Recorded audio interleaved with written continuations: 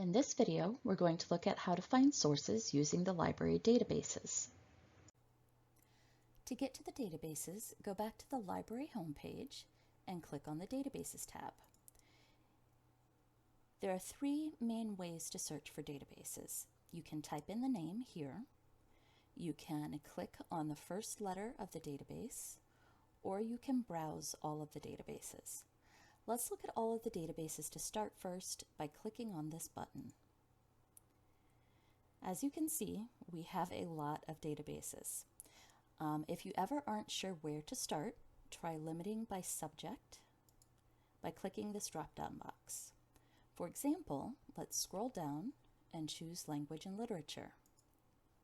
Here you'll find a list of the top databases for your subject, and then down below you'll find the rest of the databases that might also be useful for your research. For our first database, we're going to look at ProQuest Central. This is a huge multidisciplinary database, which means it includes resources on everything from agriculture to zoology. While this can be a little overwhelming, the database has a lot of limits that make it easy to narrow down your results easily. I'm going to click on the P's right here, and then scroll down until I find ProQuest Central. As you can see, there are different ProQuest databases, and some of these are subject specific.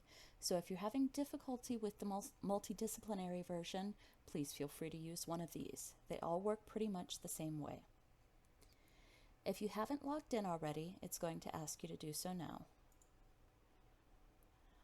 We're going to use the advanced search option, and it's already populated my test search in here. We're going to start out with Mrs. Dalloway as a search phrase and gender as a search term, and we're going to use these both as anywhere searches. You can use the limits either before you run the search or after. I'm going to wait so we can see the full gamut of results. So we've got over 1,000 results here. Right here you can see the type of results we have. So we've got scholarly journals, newspapers, and a whole bunch of other stuff. I talk more about these different types of resources in the source analysis video. For now, let's go ahead and limit to peer-reviewed. Peer-reviewed articles are really the gold standard of academic articles. They've gone through a rigorous process where they're not just checked for spelling and grammar, things of that nature, but they've also gone to other experts in the field who look at the methodology, they look at the citations, and the overall cohesiveness of the argument. Now, not all research needs to be peer-reviewed. In fact, if you're doing some type of current event research, it can be difficult to find peer-reviewed articles on them, since the peer review process itself takes quite a while. In this case, though, these are the types of articles that you want to focus on. We can also limit easily by date right here by either typing in a date range or just grabbing this little bar and dragging it over to the right. So we're going to drag that to 2011, and then we're going to update so we get just the last 10 years. Now, as you can see, we've gone from over 1,000 results to just over 250. There is another very useful limitation in ProQuest. This is probably the best limiter of any of the databases that I have used. So you can click right here where it says subject, click on the little arrow, and it's going to drop down, and then you can click on more. And here you can both include and exclude search terms. Basically what this is doing is running a very complex Boolean search, which you have to put very little work into. In addition, you can get some really great search terms here, which is useful for some of the other more difficult to use databases. So we're just going to click on a couple of these. We're going to click on modernism and women. So we're going to include those. We're going to scroll down a little bit and let's exclude politics and war. Of course, I suggest you put a little more thought into it than this. This is just an example, but you can always go back and change these if you decide that you don't like the limits you put on. So now we're going to apply, and we are now down to 84 results. So you can keep going through this process until you feel like the results on the front pages are the best results that fit your research. So once you see something that interests you, you want to be looking for where it says full text PDF. On our front page, it looks like most of these are full text. If you ever find any that aren't, you'll have an option that says check for full text, and you can click on that, and oftentimes it will find another database that the article is in. If you have trouble with that, of course, please just shoot me an email and I'll be happy to help. When you find one that you like, though, you can either click on the full text PDF or click on the title. It will take you to the article. You'll have the citation information up here at the top. Then down below, you'll have the article. A lot of times you'll have both a full text and a full text PDF. The full text is your HTML. This is very simple. It's not going to include any images or graphs that are included in the article. Whereas the full text PDF is actually the scan of the journal, or in many cases these days it's just the digital version of the journal, and this will include pictures, graphs, sometimes links out to other citations. So this is the choice that you want to go with when you have it. Up here in the right corner, you can download your PDF, you can email it or print it, and you also have a citation button. You can click on this citation button and choose your citation style. But please do always double check this, because oftentimes machine-generated citations are not quite correct. So if you just copy and paste this in, you may copy and paste it with some errors. Again, if you have any questions with that, you can always just email me. The next database we're going to look at is MLA Bibliography. So we're going to click on the M's. This database is small, but it's also very specifically targeted to lit studies. So we're going to scroll down till we find MLA International Bibliography and click there. Many of the options in this database are similar to what you have in ProQuest, but there are some tricks to actually getting good results here. First, your search fields over here, these drop-down boxes, are a bit different. While I usually just do keyword searches or anywhere searches, here you can get more specific. If you scroll down, you'll see primary subject author and primary subject work. These are both really useful. So primary subject work, that's the primary source that you're researching. So in this case, it would be Mrs. Dalloway. The author of that primary subject work, or the primary subject author, would be Virginia Woolf. If you are doing a keyword search, you would want to go here to the all text fields. So just as an example, let's do Virginia Woolf as the primary subject author,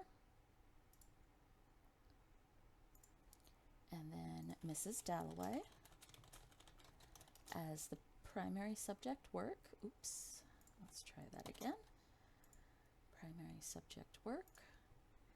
And then I'm going to add in Septimus for all text fields. Now, I know it says here that select a field is optional, but that's not really true in this database. You're actually going to get pretty crappy results if you don't choose one of the options. So all text fields is basically your keyword search in this case. So now let's just search. And that gets us 29 results. Now, most of the results you get in MLA aren't going to be full text, because this is primarily a bibliography or a list of resources. So our first two results here are in full text, and that's going to work very similarly to how ProQuest does. You can click on the title, or you can click on the PDF. Over here you can see you've got a lot of the same limits, so we're not going to go over those again. But here is where you'll see this check for full text a lot.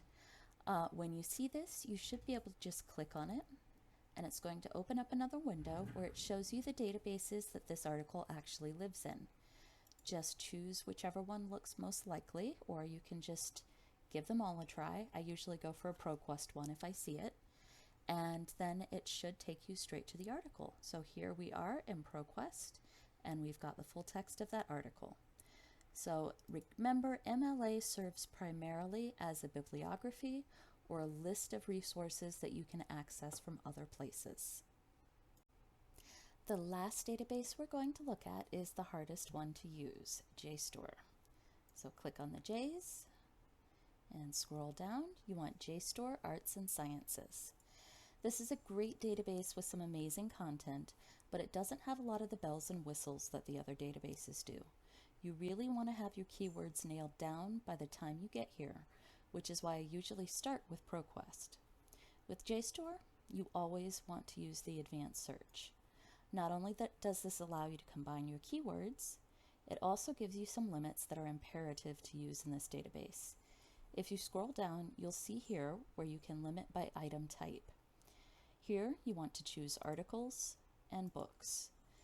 This database has a ton of book reviews, which can really clog up your results and are not appropriate sources to use in a research paper. So that's these right here. You want these gone. You can also limit by date range right here. So we're going to use the search terms for this database, Virginia Woolf. And we're just going to leave that all fields, so that's your keyword or anywhere search. Modernism. And I'm going to add a search box here and add in the search term sexuality.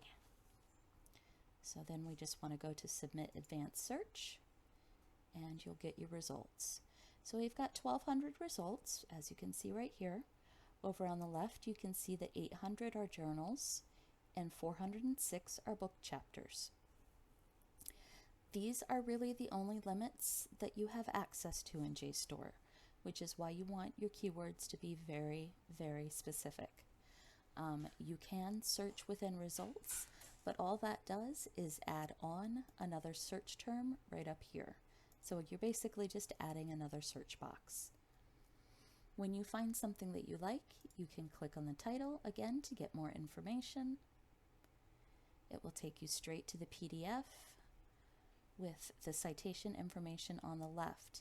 Here is your stable URL and your remote access URL.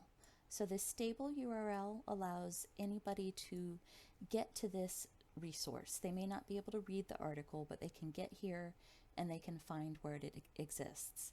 If you want to be able to re-access this as an FGCU student, you want to use this remote access URL.